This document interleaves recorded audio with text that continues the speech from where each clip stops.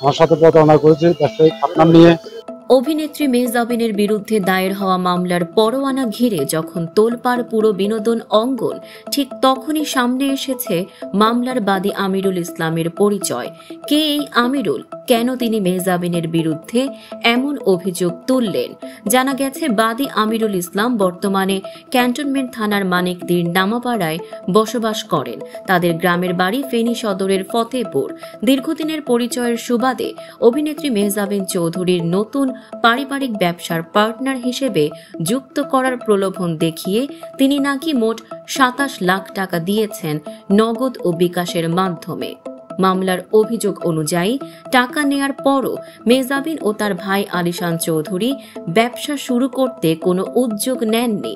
বাদী যখন বিভিন্ন সময় টাকা চাইতে যান তখন নানা অজুহাতে তাকে অপেক্ষায় রাখা হয়। এরপর গত ১১ ফেব্রুয়ারি টাকা চাইতে গেলে তাকে ১৬ মার্চ হাতিরঝিলের একটি রেস্টুরেন্টে আসতে বলা হয়।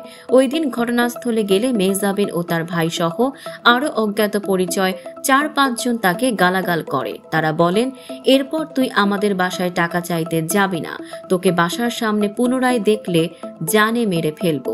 এসব কথা বলে তারা বাদীকে জীবননাশের হুমকি ধামকি ও ভয়ভীতি প্রদর্শন করে। ঘটনার সমাধান চেয়ে ভাটারা থানা গেলে সেখানের কর্মকর্তারা তাকে আদালতে মামলা করার পরামর্শ দেন। পরে তিনি ঢাকার নির্বাহী ম্যাজিস্ট্রেট আদালতে মামলা করেন। হাজিরার দিনে হাজির না হওয়ায় মেহজাবিন এবং তার ভাইয়ের বিরুদ্ধে গ্রেপ্তারি পরোয়ানা জারি করেন বিচারক আফরোজা তানিয়া। এদিকে পরোয়ানার খবর প্রকাশ্যে আসতেই মেহজাবিন সামাজিক মাধ্যমে জানান এটি সম্পূর্ণ মিথ্যা ও ভিত্তিহীন মামলা। বাদীকে তিনি চেনেন না, কোনো ব্যবসার সঙ্গেও জড়িত নন। তিনি জানান তার আইনজীবী ইতোমধ্যেই প্রয়োজনীয় আইনি ব্যবস্থা নিচ্ছেন। দর্শক, সাম্প্রতিক ও চমকপ্রদ সব খবর পেতে ফলো করুন আমাদের ফেসবুক পেজ CB24 টিভি এবং সাবস্ক্রাইব করুন ইউটিউব চ্যানেল CB24 অফিসিয়াল।